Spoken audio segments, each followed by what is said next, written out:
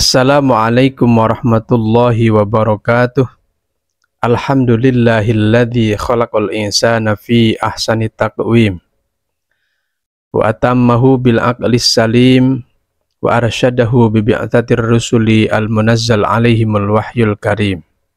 Wassalatu wassalamu ala khairi khalqih alladzi yu'tamadu bi aqwalihi wa af'alihi sayyidina wa maulana Muhammadin wa ala alihi wa ashabihi, amma ba'du.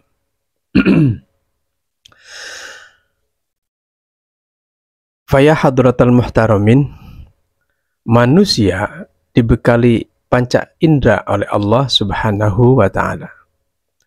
Manusia juga dibekali akal oleh Allah Subhanahu wa ta'ala. Dengan panca indera, manusia bisa menyaksikan alam semesta ini ada. Dengan akal, manusia juga bisa memahami tentang alam semesta ini. Namun memahami alam semesta dengan akal saja bisa salah, bahkan seringkali salah. Makanya manusia tidak boleh mengandalkan akalnya saja dalam memahami alam semesta. Itulah sebabnya dikatakan dalam sebuah maqalah dalam kitab Nasaihul Ibad, man i'tasama bi aqlihi dhalla. Barang siapa mengandalkan akalnya, maka dia akan tersesat. Kesalahan atau ketersesatan dalam memahami alam semesta hanya dengan akal ini pernah dialami Nabi Ibrahim alaihissalam yang diceritakan dalam surat Al-An'am ayat 76 sampai 78. Yang bunyinya, falamma janna alaihi al-lailu ra'a kaukaba qala hadza rabbi falamma afala qala la uhibbul afilin falamma ra'al qamaru bazighun qala hadza rabbi falamma afala qala la illam yahdini rabbi la akunanna minal qaumid dhallin falamma ra'a asy-syamsa bazighatan qala hadza rabbi hadza akbar falamma afalat qala ya qaumi inni bari'um mimma tusyrikun. Namun akhirnya Nabi Ibrahim sadar bahwa kalau hanya mengandalkan akal saja, beliau tidak akan menemukan hakikat ketuhanan dan Tuhan yang hakiki. Maka kemudian beliau memasrahkan semuanya itu kepada Allah, pencipta dan pemilik alam semesta ini, dengan mengatakan, inni wajjahtu wajhiya lilladzi fataras samawati wal arda hanifan wa ma ana minal musyrikin. Ada peribahasa, bahasa menunjukkan bangsa. Artinya, bahasa yang digunakan oleh sebuah bangsa menunjukkan watak dan kepribadian bangsa tersebut. Bahasa yang digunakan oleh seseorang menunjukkan watak, kepribadian, kualitas, pemahaman, bahkan akidah daripada orang tersebut. Kata-kata berasal dari asumsi dan pemahaman. Pemahaman berasal dari pikiran. Maka kata-kata adalah produk dari pikiran kita. Pikiran kitalah yang menggerakkan kata-kata kita. Kata-kata kita menunjukkan siapa kita dan bagaimana kita. Kata-kata kita menunjukkan pemahaman kita dan akidah kita. Pemahaman yang tepat akan produksi kata-kata yang tepat. Akidah yang benar akan memproduksi kata-kata yang benar. Pada kesempatan ini saya akan membacakan surat Maryam ayat 88 sampai 92 yang menceritakan tentang pemahaman yang benar akan melahirkan kata-kata yang benar. Begitupun sebaliknya. Mari kita mulai. Bismillahirrahmanirrahim. Wa qalu ittakhadar rahmanu walada. Wa qalu lan pada ngucap sapa kufar. Ai al yahud tegese wong Yahudi wan Nasoro lan piro-piro wong Nasrani. Waman lan wong zama kang nyana sapa man. Annal malaikata ing sak temene malaikat iku banatullahi piro-piro anak wadone Allah. Wa qalu ittakhadar rahmanu ittakhadha ngalap sapa ar-rahmanu Allah kang persifatan rahman waladan ing anak. Qala dawuh sapa Allah taala lahum maring kufar atau Yahud wan Nasro lan seterusnya. Laqad ji'tum syai'an idda. Yakti teman-teman wis nekani sapa sira kabeh syai'an ing suwiji-wiji iddan kang agung, kang kemungkaran kang gede. Ai mungkaron tegese kemungkaran aziman kang agung. Takadu parak-parak bitta'i wal ya'i op as-samawatu piro-piro langit yang fatirna ya tafattorna pecah atau belah opo samawat iku ya tafattorna pecah atau belah opo samawat bin nuni wa fi qiraatin bitta'i wa tasydidit ta'i bil insyiqaqi kelawan pecah minhu saking qaul saking qalu ittakhadar rahman walada.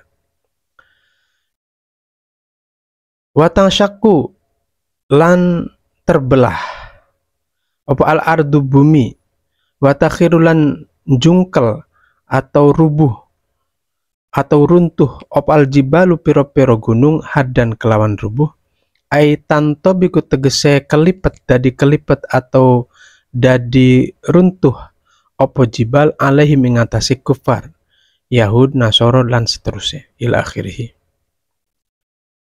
min ajli anda'au krono arae yenta dakwa ngaku-ngaku sopo kufar lirrahmani maring Allah kang persifatan Rahman waladan ing anak. Qala dawu sopo Allah Ta'ala wa ma yambagi ora peryoga lirrahmani kedua Allah kang persifatan Rahman opo ayat takhida yang tangalap sopo ar-Rahman waladan ing anak. Aima yaliku tegese ora patut bi kelawan ar-Rahman opo dzalika mengkono-mengkono ayat takhida walada.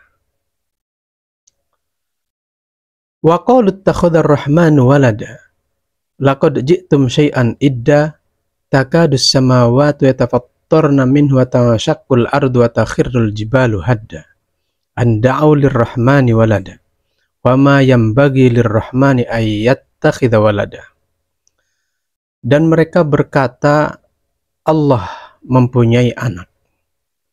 Sungguh kalian telah melakukan kemungkaran yang besar. Takadus samawatu hampir saja langit pecah, bumi terbelah, dan gunung-gunung runtuh karena ucapan itu. Karena ucapan, karena tuduhan orang-orang kafir, karena dakwaan orang-orang kafir yang mengatakan Allah memiliki anak. Wa ma yanbaghi lirrahmani ayyattakhidha walada. Tidak patutlah bagi Allah untuk memiliki anak. Ada istilah kafir. Yang dimaksud orang kafir adalah orang yang tidak beriman. Baik sama sekali tidak beriman kepada Allah, seperti orang kafir Quraisy, atau beriman pura-pura, di luar bilang iman, tapi di dalam hatinya ingkar, seperti orang munafik. Atau sama sekali tidak beriman kepada adanya Tuhan, seperti orang ateis dan komunis.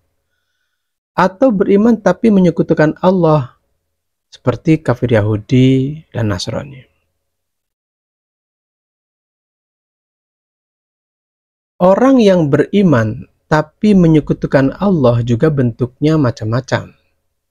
Ada yang beriman kepada Allah tapi di samping itu dia juga beranggapan atau mempercayai ada kekuatan lain atau ada Tuhan lain yang setara dengan Allah. Ada yang beriman kepada Allah, tapi beranggapan bahwa Allah memiliki sifat seperti halnya makhluk. Nah, ini yang akan saya ceritakan dan jelaskan. Orang kafir mengatakan Allah mempunyai anak. Sekarang, mari kita kaji kata-kata ini secara linguistik. Pertama, kata-kata tersebut akan berarti bahwa Allah butuh pasangan, butuh suami atau istri. Kata-kata itu akan menstatuskan Allah dengan jenis kelamin laki-laki atau perempuan. Allah akan distatuskan istri atau suami dari sebuah pasangan yang mempunyai anak. Kedua, kata-kata mempunyai anak adalah hasil dari proses-proses berpacaran, kemudian menikah, kalau ada akad dan resepsinya, kemudian kawin, berhubungan intim, kemudian hamil, kemudian melahirkan. Banyak pertanyaan yang akan muncul dari proses-proses atau peristiwa-peristiwa tersebut. Di antaranya adalah berpacaran. Siapa yang jadi pacarnya? Kemudian menikah. Kapan akadnya? Siapa walinya? Siapa penghulunya? Di mana akadnya? Dan di mana resepsinya? Kok nggak diundang? Setelah menikah tentu ada malam pertama dan ada hubungan intim. Bagaimana hubungan intim itu terjadi? Apakah sama seperti manusia? Ada ah-oh-nya segala. Hasil dari hubungan intim tentu hamil. Kalau sudah hamil, berapa lama hamilnya? Tuhan kok pakai hamil segala? Ketika melahirkan, bagaimana melahirkannya? Di rumah sakit mana? Siapa bidannya? Atau dukun parajinya? Sakit gak ketika melahirkan? Ketiga, kata-kata anak Tuhan juga mengimplikasikan bahwa Allah akan berstatus sebagai orang tua dari si anak Tuhan itu. Entah sebagai ibu atau sebagai ayah dari si anak Tuhan itu. Kemudian yang namanya ayah atau ibu tentu adalah seorang anak dari orang tuanya. Ini berarti ia adalah anak dari Tuhan kakek atau Tuhan nenek. Ini tidak ada putusnya, maka terjadilah daur dan tasalsul. Itu merupakan hal yang mustahil bagi Allah. Dari sini kita bisa mengambil kesimpulan bahwa kata-kata Allah mempunyai anak itu batal. Kata-kata itu akan menurunkan derajat Allah sebagai Tuhan. Bahkan akan menghilangkan ketuhanan Allah itu sendiri. Betapa tidak? Kata-kata itu akan menghilangkan sifat kemahaan Allah sebagai Tuhan. Kata-kata itu akan memperlihatkan kelemahan Allah dan akan menyamakan Allah dengan makhluknya. Hal ini sangat menghina Allah dan sangat merendahkan Allah, sehingga Allah tersinggung. Maka tidak heran kalau Allah murka mendengar kata-kata ini. Kemurkaan Allah ini terlihat dari firman-Nya, "Laqad ji'tum syai'an idda." Sungguh kalian telah melakukan kemungkaran besar. Kata-kata Allah mempunyai anak itu merupakan kemungkaran besar. Prahara hebat, kejahatan yang besar, malapetaka yang dahsyat. Betapa tidak?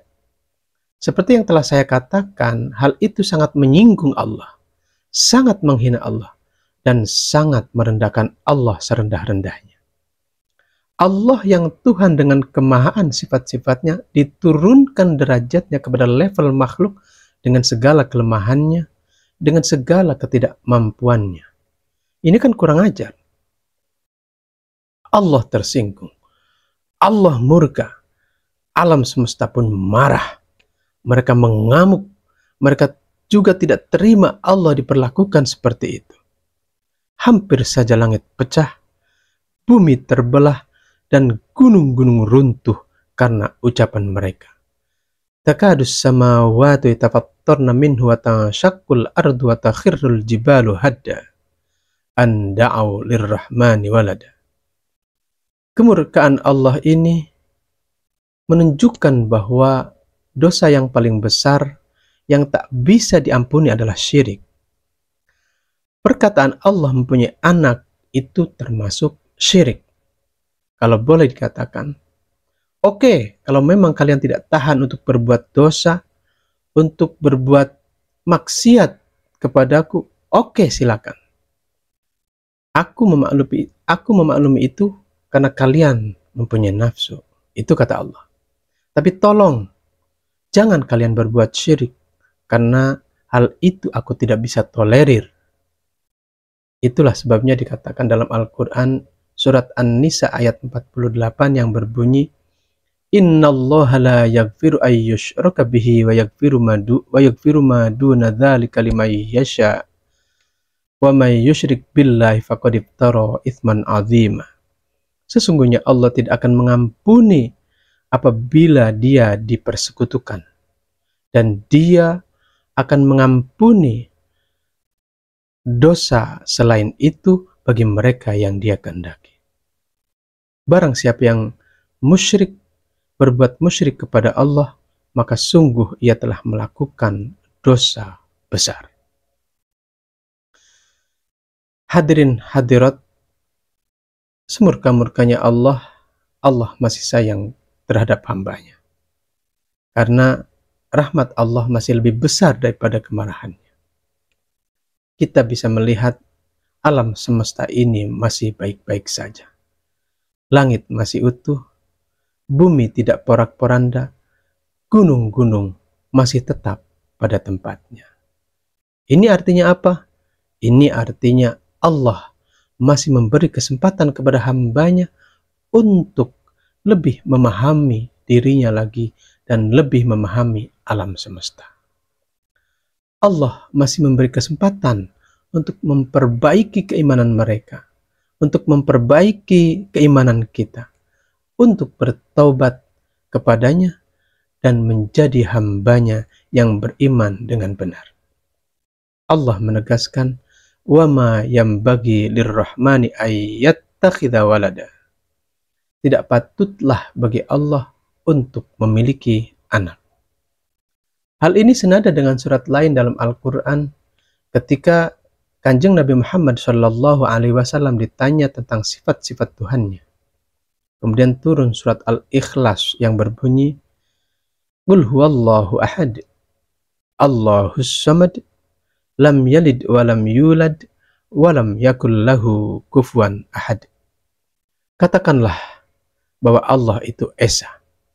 Allah tempat bergantung, dia tidak beranak dan tidak diperanakan, dan dia tidak ada yang menyamainya satupun. Ini artinya bahwa memiliki anak itu bukan sifat Tuhan, bukan sifat Allah Subhanahu wa Ta'ala, karena itu berarti dia sama dengan makhluknya. Mengetahui Tuhan memang tidak mungkin, karena Tuhan tidak terpada. Kita hanyalah makhluk biasa yang lemah dengan segala keterbatasan dan tidak punya daya upaya apa-apa. Kita tidak mempunyai kapasitas untuk itu. Yang bisa kita lakukan adalah memahami sifat-sifatnya. Maka memahami sifat-sifat Tuhan itu intinya adalah bahwa Tuhan itu satu. Tuhan itu Esa, Allah itu Maha Esa dan satu-satunya. Tuhan itu satu dan satu-satunya. Tuhan tidak sama dengan yang lain makhluknya. Ketika ada terlintas, Tuhan itu begini begitu, camkan dalam hatimu dan katakan, Tuhan tidak sama dengan makhluknya. Titik. Sekarang, mari kita lihat diri kita. Kita nilai diri kita. Kita bandingkan diri kita dengan ayat yang sedang kita bahas ini. Pernahkah diri kita membayangkan Tuhan begini begitu? Pernahkah kita secara keyakinan, secara ucapan, dan secara perbuatan berlaku yang tidak sesuai dengan akidah Islam? Mungkin dalam benak kita terlintas suatu keyakinan yang sebenarnya menyimpang tapi kita anggap benar. Mungkin kita pernah mengucapkan perkataan yang sebenarnya salah secara akidah tapi kita tidak merasa. Mungkin kita pernah bertindak di luar akidah tapi kita anggap biasa karena kebodohan kita. Maka sebagai kesimpulan dan penutup dari pembicaraan ini, saya katakan kepada Anda bahwa pertama, adalah tepat ketika kita dianjurkan dalam sholat untuk membaca Inni wajjahtu wajhiya lilladzi fataras samawati wal arda hanifan musliman wa ma ana minal musyrikin. Sesungguhnya aku hadapkan diriku pada Zat yang menciptakan langit dan bumi secara lurus dan pasrah, dan aku tidak termasuk dari golongan orang-orang yang menyekutukan.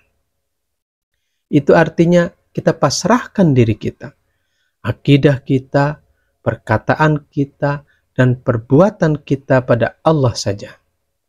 Apapun yang keluar dari diri kita berupa akidah yang salah, perkataan yang salah, dan perbuatan yang salah adalah dari kebodohan kita dan kita tidak sengaja melakukannya. Hanya petunjuk Allah sajalah yang kita harapkan. Yang jelas, kita bukanlah orang-orang musyrik. Kedua, adalah bagus kebiasaan yang kita lakukan di masyarakat kita, yaitu tahlilan. Itu semua dalam rangka membentengi akidah kita dan memperkuat keimanan kita agar tidak terkikis dimakan waktu dan permasalahan hidup. Karena lamanya waktu dan permasalahan hidup bisa jadi akan mengikis keimanan kalau tidak dibentengi. Sehingga Kanjeng Nabi Shallallahu Alaihi Wasallam menegaskan, Jaddidu imanakum. Qila ya Rasulullah, kaifa nujaddidu imanana? Qala aktsiru min qauli la ilaha illallah. Perbaharuilah iman kalian. Dikatakan, ya Rasulullah, bagaimana kami memperbaharui iman kami? Beliau menjawab, perbanyaklah membaca la ilaha illallah. Jadi, keimanan kepada Allah itu perlu diperbaharui agar terbentengi dan kuat. Keimanan kepada Allah itu perlu diperbaharui agar keyakinan, perkataan, dan perbuatan yang salah secara akidah yang mungkin kita tidak merasa bisa terkikis dan terhindari. Hal itu bisa dilakukan dengan memperbanyak bacaan La ilaha illallah. Sekian. Assalamualaikum warahmatullahi wabarakatuh.